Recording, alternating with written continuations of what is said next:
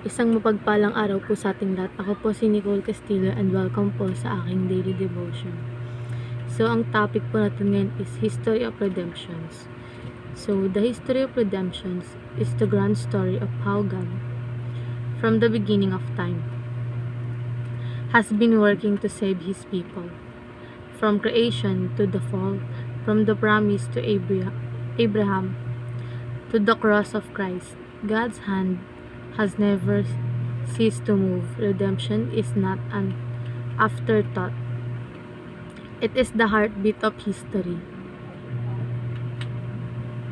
Every page of scripture reveals a God who relentlessly pursues, redeems, and restores.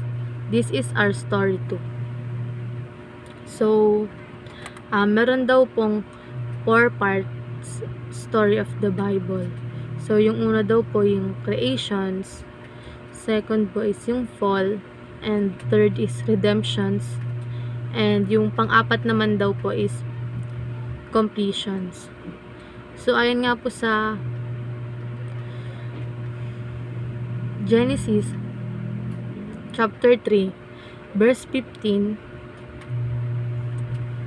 and I will put enmity between you and the woman, and between your offspring and hers. He will crush your head, and you will strike his heel. So, dumako naman po tayo sa ating katuruan. So, sinasabi po dito na redemptions aim to restore the paradise. So, ang pagtupos daw po ay may layon na ibalik ang paradise daw po. So, sa simula pa lang, plano ng Diyos na ibalik ang original na kagandahan ng kanya pong creations or kanyang nilikha. So, isang mundo na walang kasalanan, sakit o kamatayan. So, through redemption, God is restoring what was lost because of sin. So, next naman po, redemptions begins with the victorious promise. So, nagsimula daw po ang pagtubos sa isang tagumpay na pangako.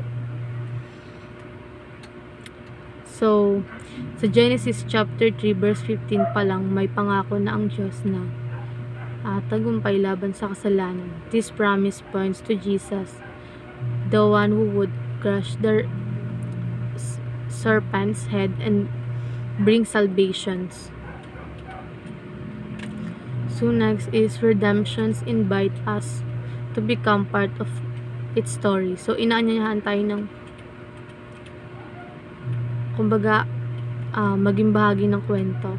So hindi lang ito tungkol sa kung anong ginawa ng Diyos, kundi tinatawag niya tayo na makisali bilang mga tagapagdala ng kanyang liwanag at pag-asa sa iba.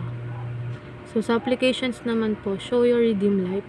So, ipakita mo sa buhay mo ang pagbabago ng Diyos. Naging patutuwa ka ng kapangyarihan ng pagtupas sa pag-uugali, decision at pamumuhay. Mo dapat makita ng iba na ikaw ay nabago na ni Kristo. So, next is share the redemptive love of God. So hindi mo kailangan maging preacher para magbahagi. Sa simpleng pakikinig, pagdamay at pagkwento ng ginawa ni Jesus sa buhay mo, nakapagbahagi ka na ng kanyang pag-ibig. So next is spread redemptions as far as the curse is found. So sa mga lugar ng kahirapan, kasakitan, pagkakawatak-watak, dalhin mong pag-asa ni Kristo. Lahat ng aspeto ng buhay ay kailangan ng pagtubos. And ayun lang po, maraming salamat.